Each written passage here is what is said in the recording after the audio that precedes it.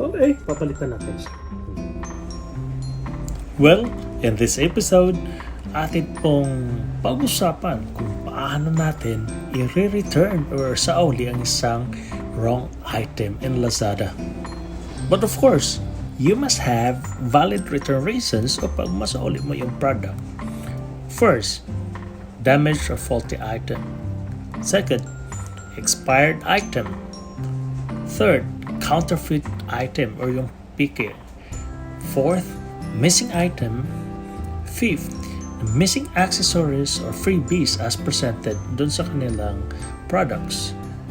Sixth, wrong item. Seventh, item doesn't match the description or the picture or iba yung product na binigay nila. And the last one is the package not received. So in my case, wrong item yung binigay nila sa akin. So instead of ordering something, iba yung dumating sa akin. Here's my experience. Hello everyone, magandang araw po sa inyong lahat. Excited po ako kasi may titignan tayo, may package ako na receive galing sa isang online delivery service. Ang in-order ko po ay sa belt wallet na pang sports siya. So, pwede siya lagayan ng dalawang phone. So, titingnan natin, bubuksan natin. So, sobrang kuwan na. Ang halaga nito is 454.68 pesos lang. Maganda yung packaging. Although, nababahala ko kasi may original unit price na 189.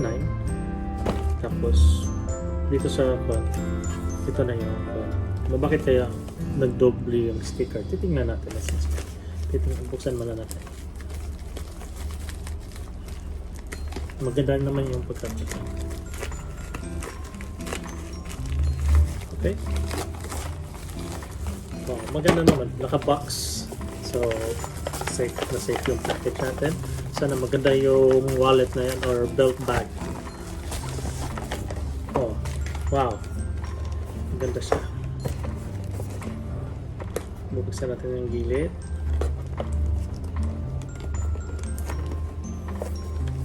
And, titingnan natin. Oh, parang iba yata. Sheneng!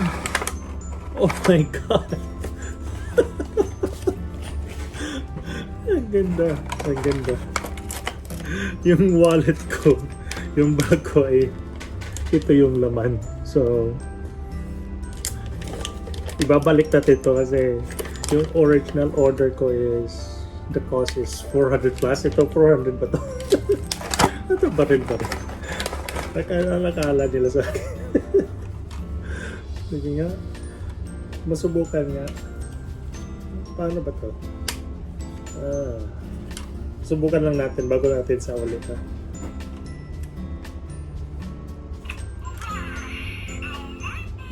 Oh! Bagat. Okay nga. I love you too. Ulitin ko ha.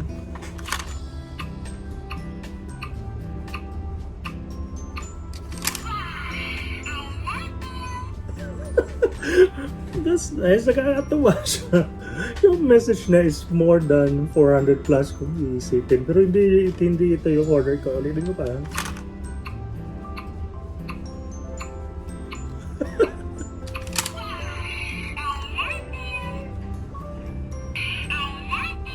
Okay.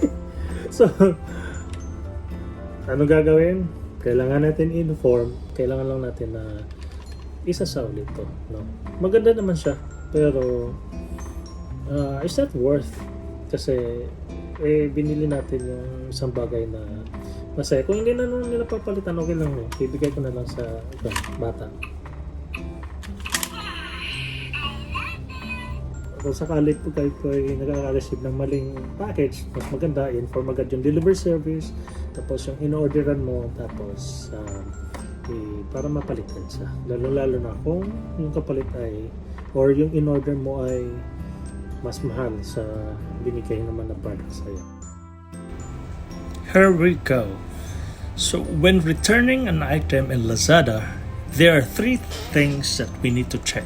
First, the types of returns. Second, return coverage. And third, return reason.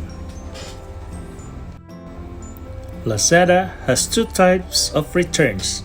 First, easy returns, and second, return to the seller. Malalaman mo ang type of return ng isang product na applicable nito if titingnan mo yung page nito under ng service. At malalaman mo rin nito kung ilang araw na maaaring i-return yung product na na-receive mo. Under easy returns, yung product na na-receive mo if na-purchase mo ito sa last mall or from overseas. And return to seller if nabibili ito sa local marketplace.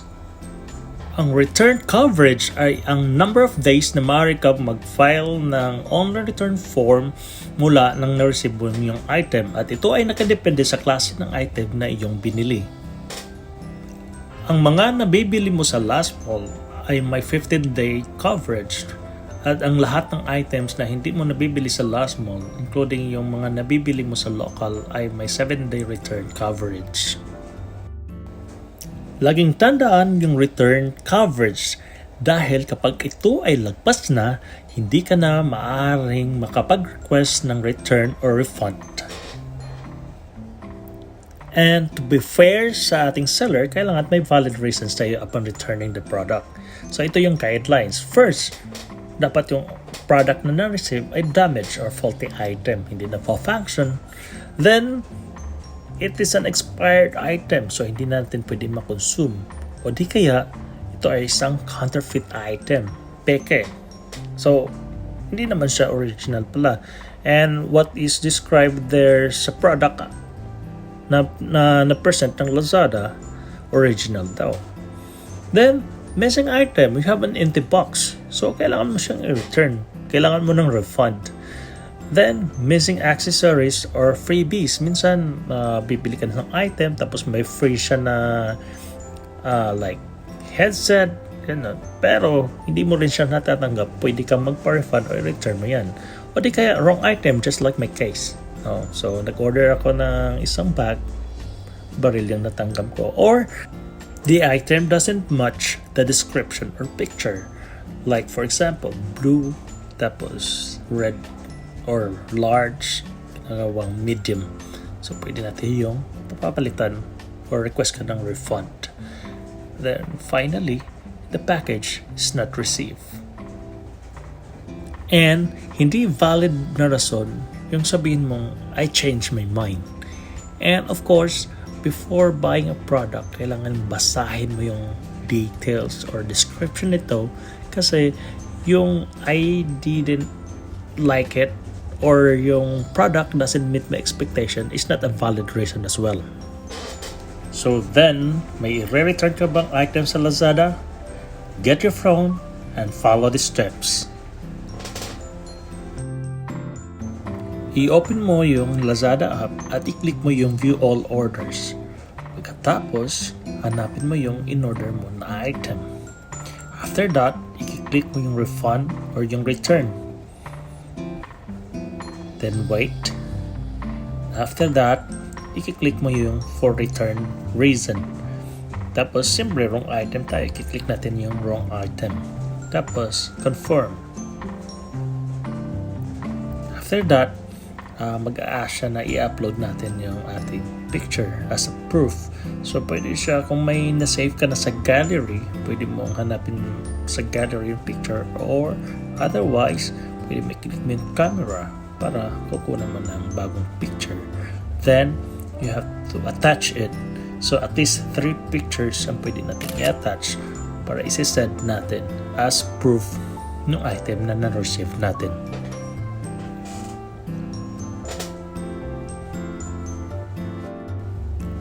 Then, wait again.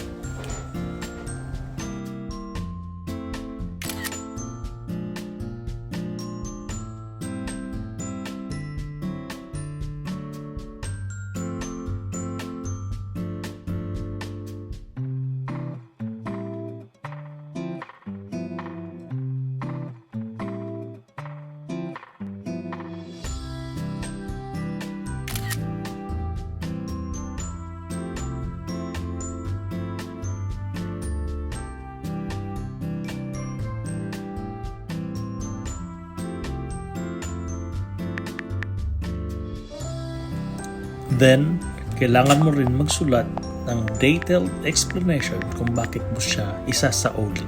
So in this way, pwede mo siyang ma-justify na ito yung dahilan kung bakit mo siya kailangang isasauli. Pagkatapos ng attachment ng pictures at detailed explanation, so ito na yung time na pwede mo siya i-send. I-click mo yung next. Then, after that, you will be given an option for drop off. So, pwedeng LBC o kaya GNT. In my case, I prefer LBC kasi ito yung mas malapit sa lugar ko.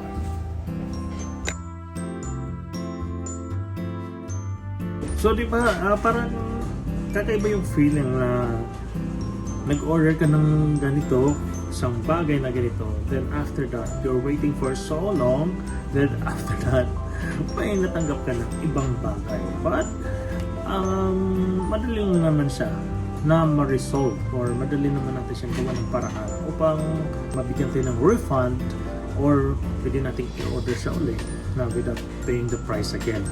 So, sa akin, in my case, that's good for me. So, it's powerful for me because, you know what?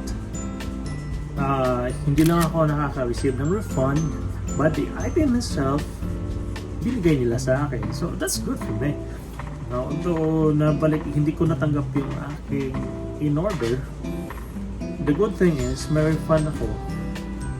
Then, I receive the item na yung naging item switch. So, magandang bagay. So, I have learned something. Have a happy holidays and happy New Year 2020.